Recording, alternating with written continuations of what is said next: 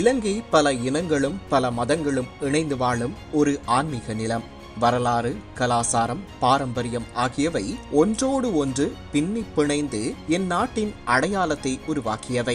ஆனால் சில நேரங்களில் அந்த அடையாளத்திற்கான உரிமைகள் கூட சிக்கல்களை சந்திக்கும் உண்மை இருக்கிறது. இந்த சிக்கல்களுக்கு தீர்வு காண உண்மையான உரையாடல்களே பெரும் சக்தி. இந்த நம்பிக்கையோடு தான் கடந்த ஏப்ரல் மாதம் ஆரம்பமான சந்திப்பு தொடர்ந்தும் முன்னேறி வருகிறது. அரசாங்க அமைச்சர்களும் முஸ்லிம் சிவில் அமைப்புகளும் இணைந்து நடத்தி வரும் இந்த கலந்துரையாடல் 4வது சந்திப்பே நேற்று நடைபெற்றது. மே மாதம் உள்ளூராட்சி சபை தேர்தலுக்கான வாக்கு கவரும் நிகழ்ச்சி மட்டுமே என எதிர்க்கட்சியினர் குறை கூறியதை தவிடுபொடியாக்கும் வண்ணம் 2 மாதங்களுக்கு ஒருமுறை இடைவிடாமல் நடைபெறும் இந்த சந்திப்புகள் அந்த குரல்களை மௌனப்படுத்தியிருக்கின்றன. இது ஒரு நிகழ்ச்சி அல்ல, மக்களின் பிரச்சனையை நேரில் கேட்கும் அரசின் பொறுப்புணர்வு என்பதை உறுதிப்படுத்தியுள்ளது.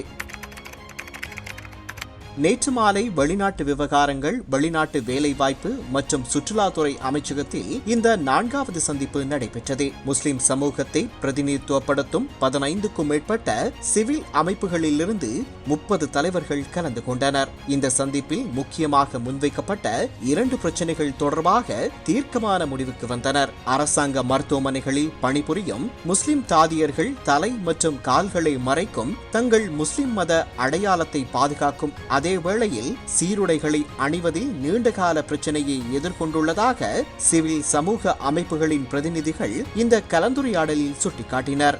இது முஸ்லிம் பெண்களின் சுகாதார சேவைக்கான குறைந்த அணுகலுக்கு வழிவகுத்துள்ளதாகவும், கணிசமான எண்ணிக்கையிலானவர்கள் தாதியர் தொழிலை கைவிட தூண்டப்பட்டுள்ளதாகவும் அல்லது தாதியர் கல்வியை முடித்த பின்னரும் தாதியர் தொழிலில் நுழைய தயங்குவதாகவும் அவர்கள் சுட்டிக்காட்டினர். சிவில் சமூக பிரதிநிதிகள் எழுப்பிய பிரச்சனையை விரிவாக ஆராய்ந்த அமைச்சர் விஜித ஹேரத், தாதியர்களின் சீருடைகள் தொடர்பான தற்போதைய சட்ட கட்டமைப்பிற்குள் ஒருவரின் மத அடையாளத்தை பாதுகாக்கும் அதே வேளையில் சீருடை அணிவதற்கு எந்த தடையும் இல்லை என்று சுட்டிக்காட்டினார். எனவே தாதியர் தொழிலில் நுழைவதற்கு ஒருவர் தனது மதத்தையோ அல்லது கலாசாரத்தையோ தடையாக பயன்படுத்தக்கூடாது என்று அமைச்சர் வலியுறுத்தினார். முஸ்லிம் மரணங்களுக்கான இறுதி சடங்குகள் மிக குறுகிய காலத்திற்குள்ளேயே மேற்கொள்ளப்பட வேண்டும் என்றாலும் கோவிட் தொற்று பரவல் காலத்தில் அறிமுகப்படுத்தப்பட்ட பல்வேறு சான்றிதழ்களை பெறுவதற்கான நீண்ட செயல்முறை இன்னும் சில பகுதிகளில் செயற்படுத்தப்பட்டு வருவதாகவும், இது முஸ்லிம்களின் உடலுக்கான இறுதி சடங்குகளை தாமதப்படுத்துவதாகவும்